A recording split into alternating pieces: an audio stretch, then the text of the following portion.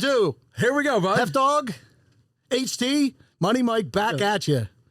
What's up, pal? It's not like I see you outside of here, really. We don't really, no. I mean, life takes us in our own directions, but it's great to be back. Welcome back, everybody. It's Hoagie Time Season 2.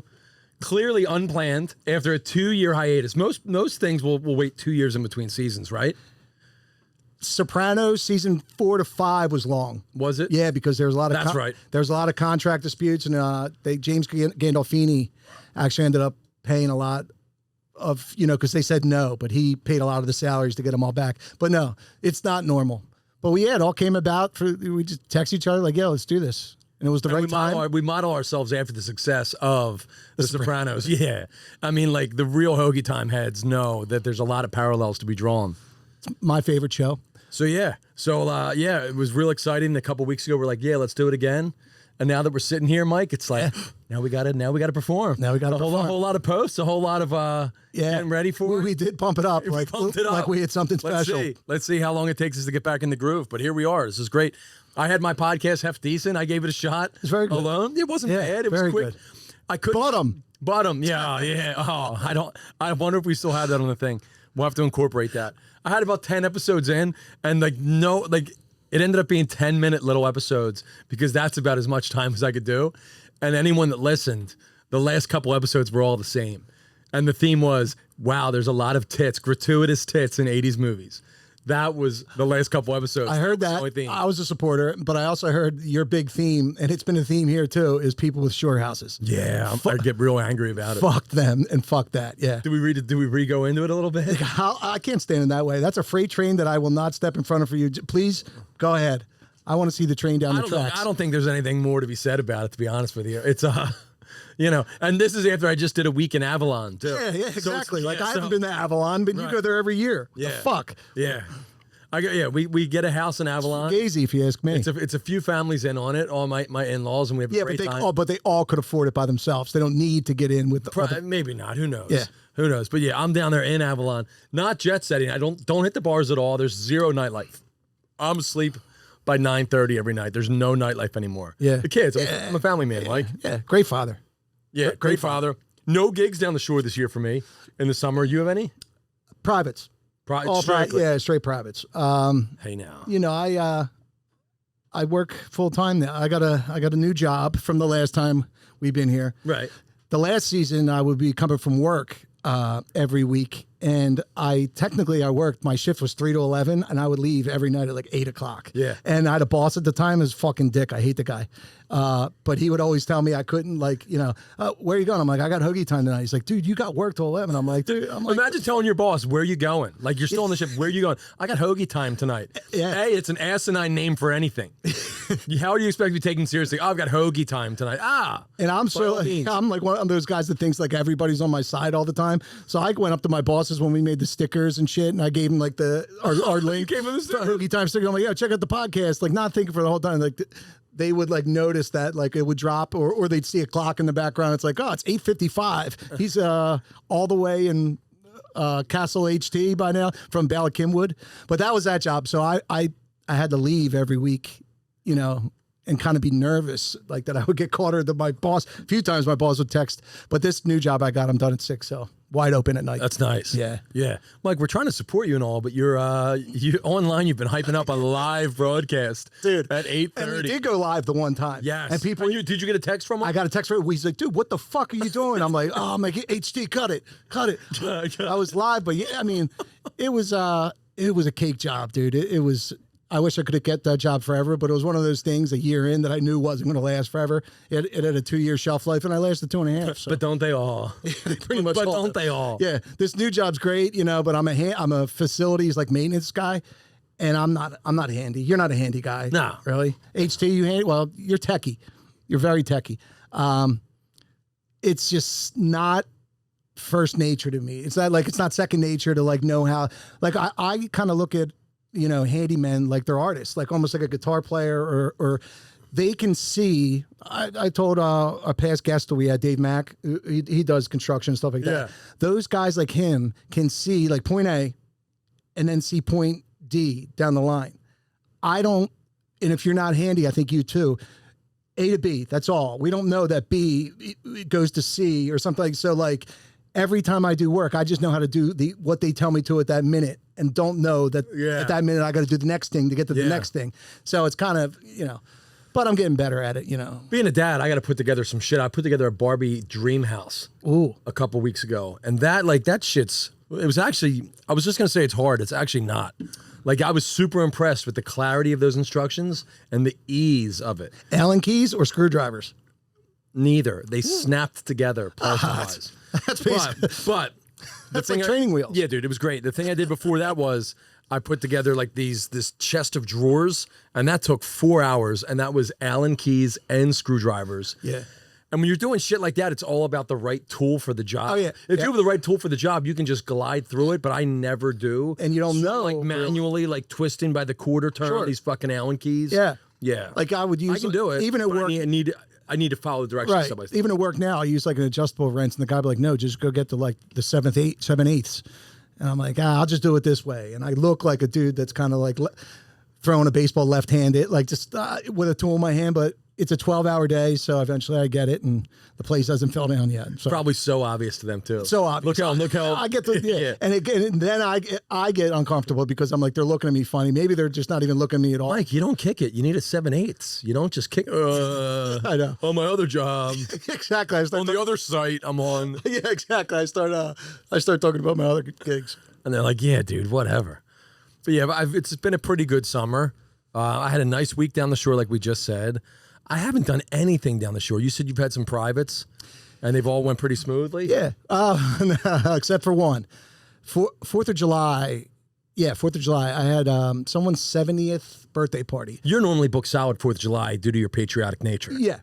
In Ireland and in the U.S. Yeah. The States, we call it in Ireland. But I booked this, somebody books me for this gig, and I don't know this girl, nice girl, and her mom's 70th birthday party. So I'm like, sure, absolutely. It's 4th of July weekend, so it's a Friday. I leave at like 11 a.m. I get there at 5 p.m. Holy shit. As soon as I get there, I look in my back seat, no guitar in the back, no guitar in the back seat of my truck. So I'm like, fuck. So I start like hyperventilating. Not only that, they're the nicest people in the world. Tears fill up in my eyes. She's the nicest person in the world. The aunts and uncles are outside. We got your parking spot right out front. And it's right there, like open for me. I kind of tell her, I'm like, yeah, I got a restring or something. So I went and I parked her on the block. And I just was like, what am I going to do? I'm a left-handed guitar player, which I have enough contacts in CI where I could have got a right-handed guitar, no problem. Somebody would have saved me. Being left-handed means like there's a 1 in 50 chance that someone else has got a guitar that's left-handed. And you know your odds. Yeah, and you're in Seattle City. There's no music store in Seattle City. What's the closest one? Like AC, and there's Ocean City, and there's one in Wildwood, or used to be one in Wildwood. So pawn shop in AC where they pawn shop in AC called Heart that had their stuff stolen. That's where they found it. Yeah, exactly. Oh, really? Yeah, but they wouldn't have had anything left-handed. It's really rare. So I call somebody. He thinks he has something. It's not. It's right-handed. I have to go back to the house. I'm like, listen, they had already paid me in full. How long did it take you to find this guitar, only to find that it was right-handed? About 20 minutes. Okay, that's so I'm moving. Quick. I'm moving fast. Like yeah, but I went back to their house right away. I told them the situation. Tears fill up in her eyes, dude. She starts crying, and I'm like almost crying now because I just ruined her mom's 70th birthday party. I was the entertainment. So right away, I'm like, I'm sending you the money right back. Don't worry about it. I'm like, I have an outside chance to find something. Turns out 20 minutes, half an hour. I'm like, I tried. I can't do anything. I'm like, I am so sorry. By then, they had loosened up, started playing like Spotify, and we're like, hey, it's okay. But like, lost a payday. And by 5:30, I'm heading back to Delco from the shore. And I left at 11 a.m. to get there at 5. Like, it was just a horrible day. I was thinking suicide on the way. I'm like right off the wall women, but I'm still here. So yeah, thank goodness. Man, that's tough. Too much of a bitch to do that. I've done that a couple times, but never long distance like that. But I've done. Where was your guitar at? In your house? It was at the trophy from the night before. Oh. The trophy in Drexel Hill. The trophy the night before? The crazy thing about it, I didn't even play because I walked into the trophy and I had a private before the trophy, so I was tired. And I work or something, I forget. But I get to the trophy, nobody's really there. So I said to the bartender, Josh, I'm like, I got an early day tomorrow. I'm going to bag it. But as I walked in, I brought just my guitar and realized no one's there. So I must have just laid it down. And then when I thought to myself, I'm not going to play, I never remembered that I brought my guitar in too. So to me, because I didn't play, it didn't register that I had my equipment in there. But yeah, it was horrible, dude. Oh my God. So that was awful. But I've done that once before, actually. Down the shore. Down right? the shore. Oh. Once down the shore. And your solution was, I'll never forget the solution here.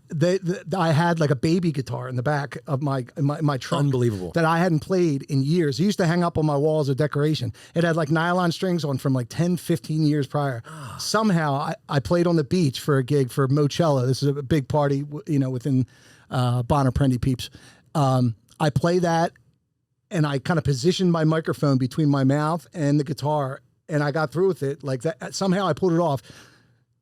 Both, I think 3 strings broke by the end of the gig. Like I was just getting through. Somehow these people thought it sounded good and like it was a great time. Last year I had everything good and it didn't sound good. So it's crazy how it works sometimes. But that was, actually the first time, but I had a backup guitar. This time I didn't have a backup guitar. But the backup was a toy. It was a toy. It was never meant to be gigged on. Never meant to be gigged on. That's wild. Right away I played a chord and a string broke. I was like, all right, first on G, bing. I'm like, fuck. Oh, from the very first. Yeah. Dude, sometimes it's acting, man. I put a smile on my face and I was like, let's do it.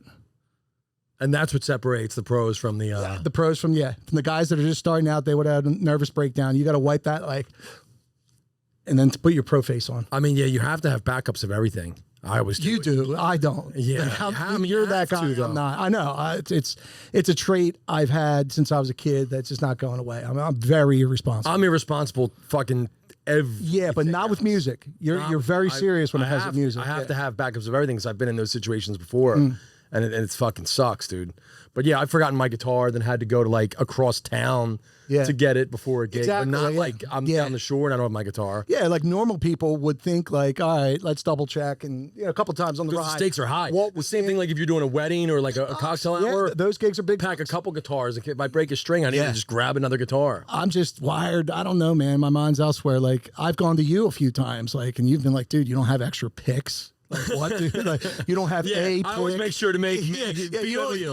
I always make sure to belittle you. Yeah, you've ribbed me. I always feel like a little son after I come, but you always help me out. So, well, I'll probably do it again in the future. Don't always have the blood flow to the brain. Picks coming out soon. Yeah. Oh, that's a good idea. Guitar picks, huh? I like that. As long as they're orange Gators. Yes. Oh, I love those. I've switched to the yellow recently though. A little bit stiffer. Well, yes, I know they're stiffer, but I have a problem with breaking strings, so I'm afraid to go that heavy. Of course, everybody wants to hear about the physicality of playing guitar because this is a super nuts and bolts. But the webbing type muscle in between my pointer finger and my thumb, and even like the ball of my thumb, cramps up so badly that like sometimes like 5 minutes into a gig, I can't feel my hand, and I keep dropping picks. After this long? After this long. Wow. And I think I've realized that it's due to dehydration, maybe or maybe not, or maybe electrolytes. You need to start drinking again, heavy. Yeah, well, that's what it is. We got Bud Light Tall Boys. I wasn't going to drink tonight, but seeing all the fellas made me excited. Yeah, every time I see HT and that smile on that beard, I just want to hug him. HT's off camera, but he's enjoying a Murphy's Irish Stout, and he looks just glorious. It's been a long time since we've been in here, and I just feel a lot of love in the room. But anyway, yeah. It'll dissipate. It'll dissipate quickly. And we'll catch it all on tape. Yeah, all for your enjoyment. Yeah. But yeah, dude, I cramp up easily. So I went to these thicker picks that are nylon and they're a full millimeter and they have grip on them. Yeah. The tone sucks. And like, whenever we joke about tone, right, and like we act like it's like imaginary, but like it sounds like shit. It sounds like shit. But I have to do it sometimes because I can't hold any other picks. But I moved to the thicker ones, the yellow ones. And you find that it's fixed it? Yeah, because I find that the thinner the pick is, the more you physically have to hold onto it and pinch it to hold it right. I don't know, man. I'm always tinkering with me. Yeah. I'm always tinkering. Yeah, I use the same picks, but I'm breaking strings all the time now. I might get a night out of a pack of strings. I normally get 2 gigs out of a pack of strings. Okay, so that's. But yesterday I played at Barnaby's Havertown on their deck, and it was so. I've played in 100-degree weather a lot. But yesterday there was something different about yesterday. It was so muggy. It was humid. It was not from the States. It was humid. No H. Humid. It was very humid. And yeah, dude, at the end I had no energy. My great grandfather's from Donegal. So if you can't understand what I say sometimes, it's because shout out to all of our Irish listeners that are here for Money Mike. Yes, thank you. From the Glenties. Thanks. Fucking, it was so humid yesterday that like I had no energy and no drive to even like finish the gig.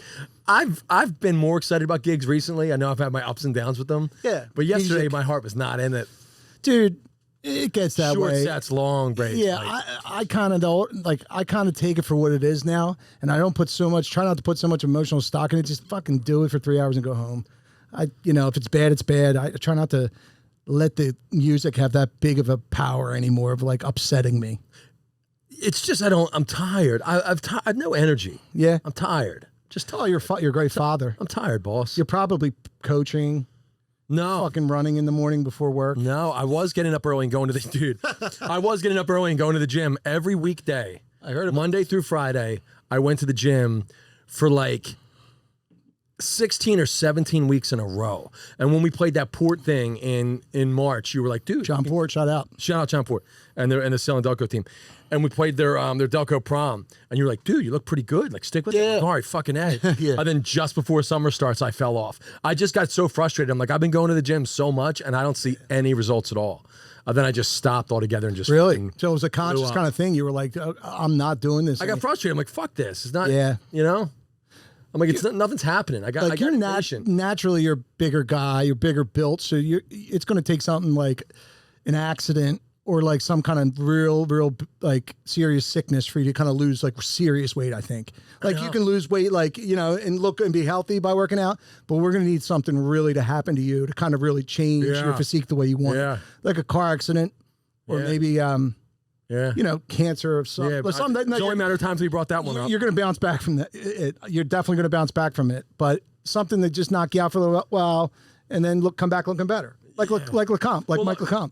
Yeah, I need. Yeah, he looks great. Yeah, I need anal cancer to help. Fucking, he looks amazing. Yeah, I mean, dude, I've got a very thick frame. Yeah, I've got thick bones, really strong, sturdy base. That's what I was getting at. You know, like a fullback. I could never look slim. Like I could never look like Steven Tyler or like one of Scott Weiland. You're never gonna catch me like that. Like dudes in the size but 2. Strong and sturdy. Yeah, that's the best I can hope for. But yeah, dude, I fell off right before summer started too, and that's always the way. Yeah, like I looked good in March where it doesn't matter. You did look good. Thanks. And, I mean, then as soon as pool season starts, I'm like, fuck it, let's turn into a water balloon again. Pool season fucking is the scariest season. Have you enjoyed any pool time, dude? This summer? I'll tell you a little something sad about my life. All right. I haven't swam probably in like 20 years because of the fear of like taking my shirt off at the pool. Really? I love swimming. It's one of my favorite things. Like if you ever would see the real me, the real Mike Barkley, it's in a pool like splashing and frolicking and like smiling. But I can't do it because of the fear I have. So like there's just a block from what I really love. I probably in a different life I'd be a swimmer. But 20 years I don't allow myself to go in a pool. I'll act like I have a gig or something.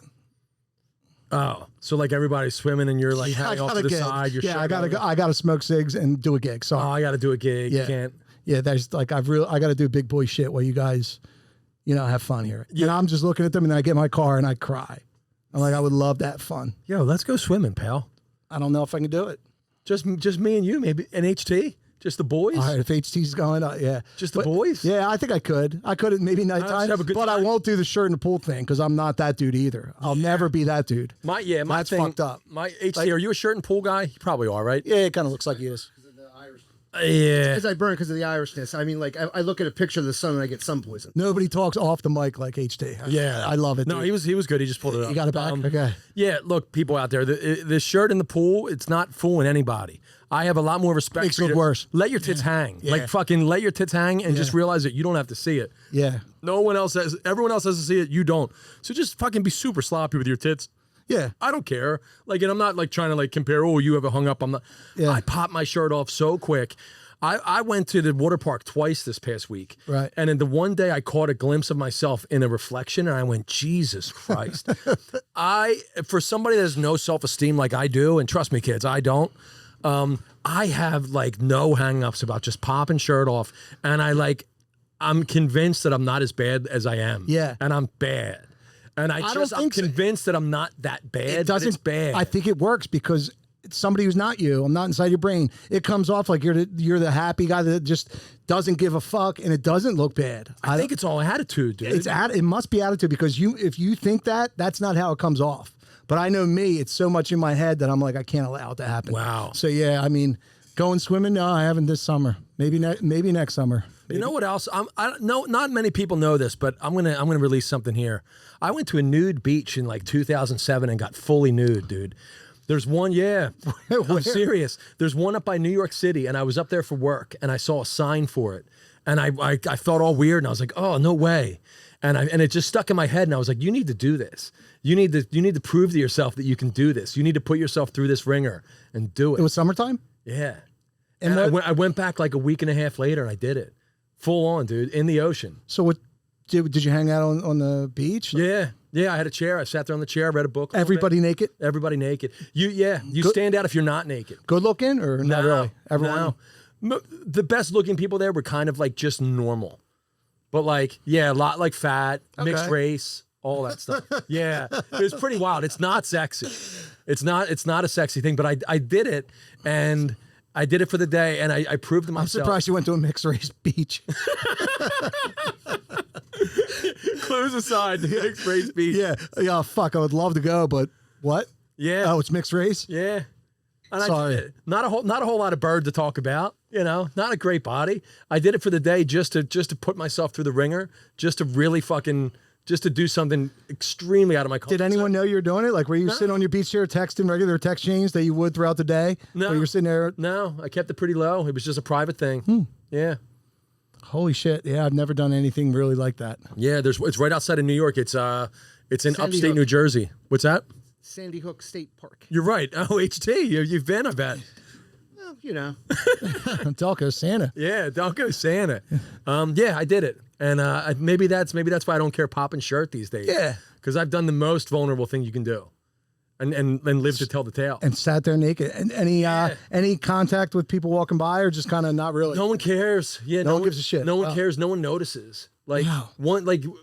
For the first minute, it wears off after the first minute. So the key is like everybody is doing their own thing. Stop being so in your head. Just live. Yeah. That's what you're getting at. That's what I'm trying to get across to our listeners. Just live. Absolutely. Yeah, just live. No one cares. No one's looking. No one's taking pictures. If someone were to be like taking a picture with their phone, I would assume that everybody would like gang up on them and be like, yo, not here. Fucking erase that. Yeah. Yeah, like it's very Yeah.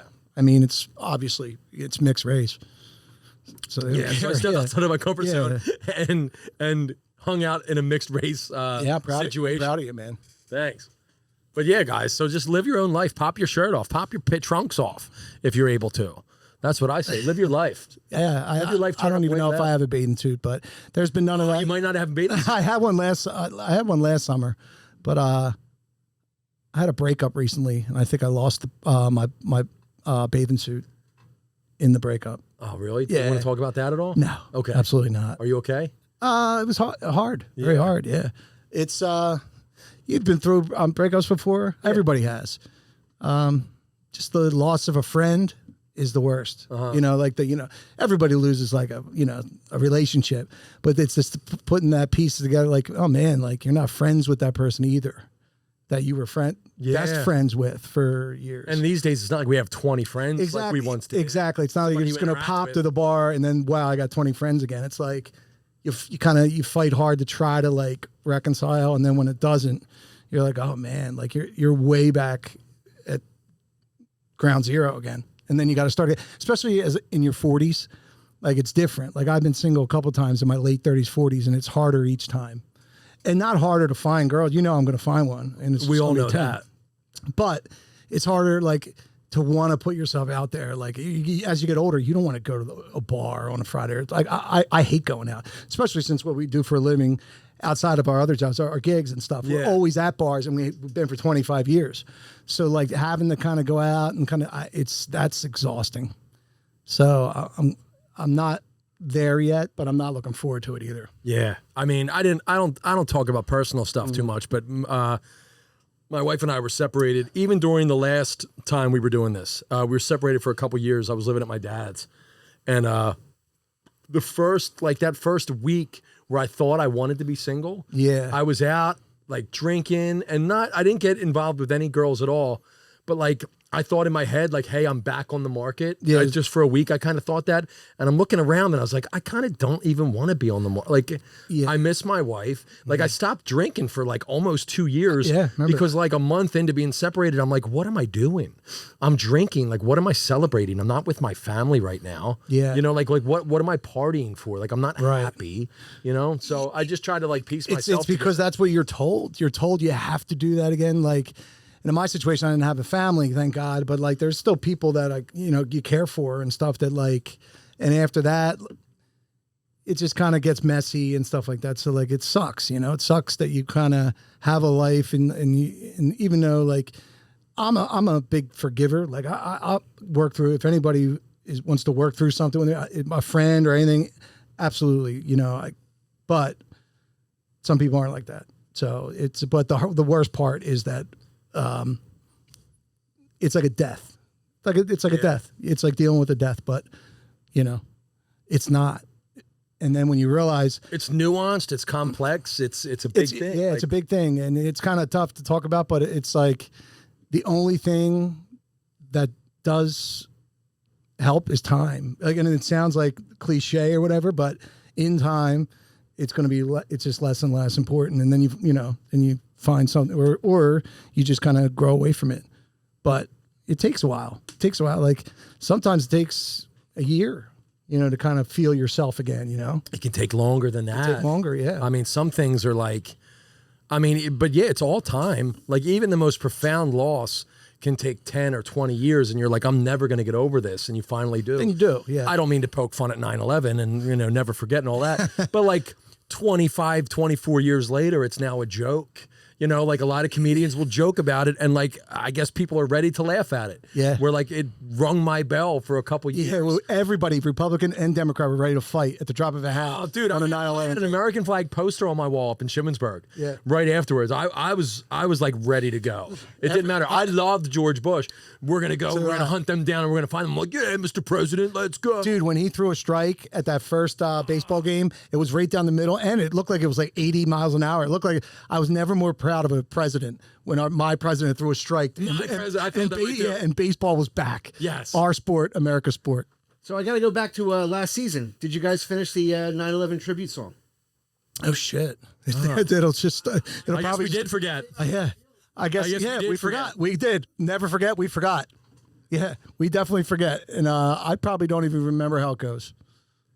But you sit me down at a piano, and I'll remember real quick. Black keys, Mike. Black keys. Black keys downtown. I don't know. There's an audience for it anymore either. I think most people have forgotten. If they didn't forget, it's just not. Yeah, they'd be like, "Oh, like back then, if that would have went out and like this was like the concept behind the song.